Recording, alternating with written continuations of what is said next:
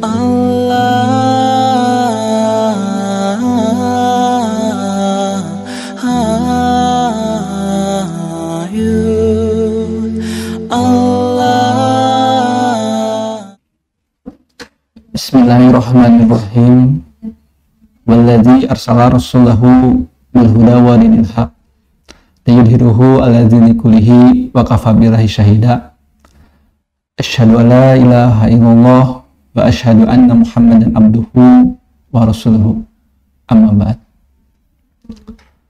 Qala Allah ta'ala fil Qur'anil Karim, a'udzu billahi minasy syaithanir rajim. Bismillahirrahmanirrahim. Ya ayyuhalladzina amanu kutiba alaikumussyam kama kutiba alal ladzina min qablikum la'allakum tattaqun.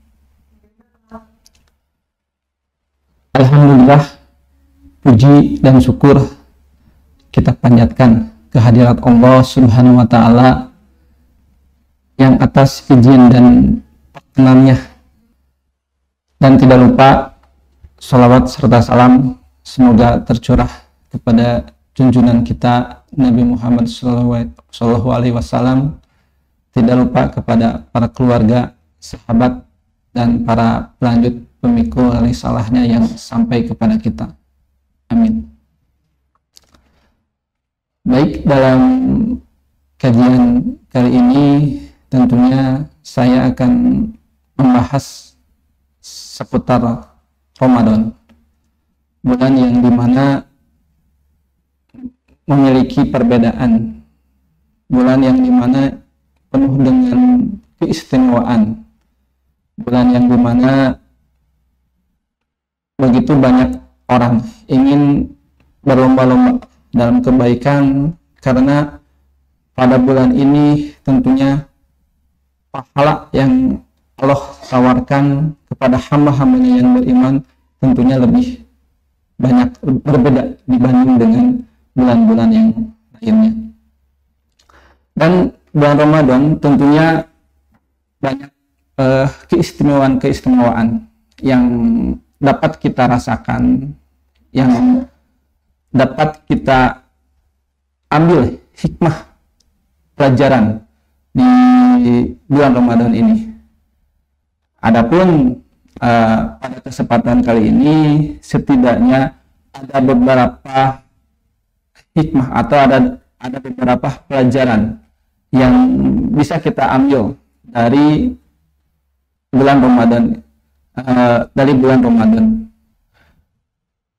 Yang pertama, bahwa di bulan Ramadan ini bagaimana kita menumbuhkan rasa kebersamaan, rasa di mana saling memiliki, rasa di mana saling melengkapi, dan rasa di mana saling menasehati.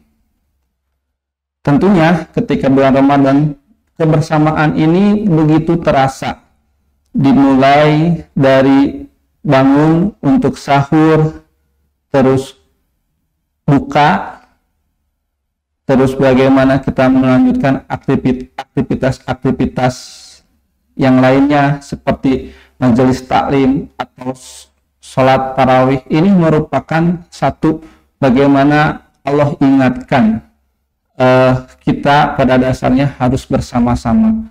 Allah ingatkan kita bahwa pada dasarnya kebersamaan itu harus tetap terjalin, harus tetap menjadi satu kekuatan, harus menjadi satu pembeda. Karena ketika bersama-sama tentunya itu menjadi lebih baik. Kita bisa melihat di dalam sebuah keluarga misalnya, lingkup keluarga ini menjadi suatu hal yang sangat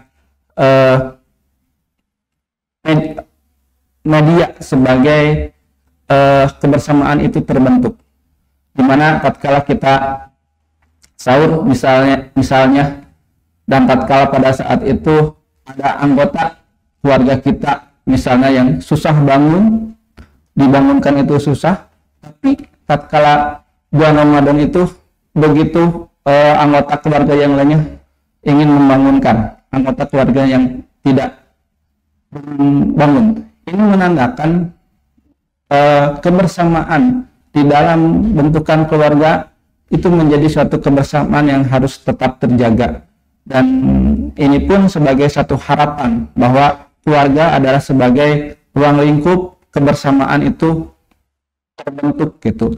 Maka bagaimana selanjutnya di 11 bulan berikutnya sehingga kebersamaan itu bisa terjalin, ya minimal dalam lingkup keluarga sebagai lembaga terkecil dalam sebuah kebersamaan.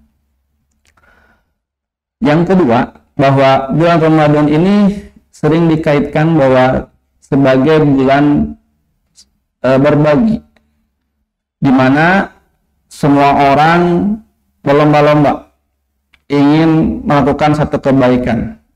Ada yang bersedekah, ada yang memberikan untuk berbuka, ada yang memberikan makanan untuk sahur, dan ada yang berbagi-bagi THR. Ini merupakan satu aktivitas sosial yang pada dasarnya merupakan fitrah pada diri manusia. Pada dasarnya kita ini harus saling berbagi, karena kita ini adalah makhluk yang sosial. Ketika kita berbagi, itu berarti ada hak orang lain yang harus kita tunaikan.